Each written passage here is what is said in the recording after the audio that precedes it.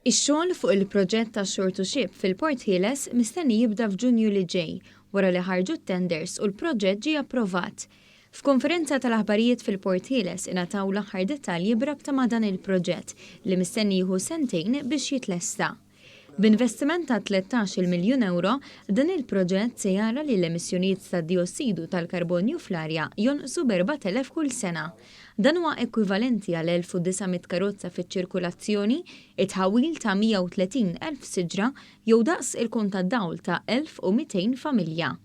Il-Ministru responsabbli mill-Port Hilles, Silvio Xkembri, fakkar kif se jaħdem dan il-proġett. Dan huwa proġett li ħajkun qed iġib bidla wkoll fl-operat fis-sens li issa l-vapuri li jisorġu wkoll mal-Freeport flok jibqgħu għaddejjin bil-magni mxewlin u allura aktar inkwenament u aktar storbju fil-madwar ħajkun qegħdin jitfu l-magni qabdu ma' dis-sistema tal-elettriku biex bekk allura jonqsu l-ħsejjes kif ukoll jonqos l-inkwinament fil-madwar. Is-Segretarju Parlamentari għall-Fondi Ewropej Stefan Drindu Azzopardi fakkar li dan huwa t-tieni proġett ta' Shore to Ship f'pajjiżna flimkien ma' dak fil-Port il-Kbir b'fondi Ewropej. Fin-negozjati li għamilna meta ksibna l-akbar pakkett finanzjarju minnaħa tal-Unjoni Ewropea, ksibna madwar 33 miljun euro li fost il-proġetti li identifikajna mill-bidu li għandhom isiru permezz ta' dawn il-fondi huwa propju ix-Shore to Ship ġewwa il-Freeport.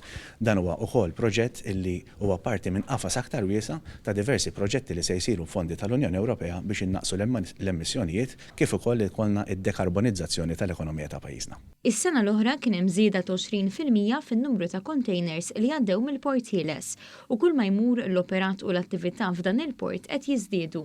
B'dan il-proġett ir-residenti ta' Bir Żebbuġa se jkollhom inqas tniġġis fl-arja u inqas storbju minħabba l-vapuri.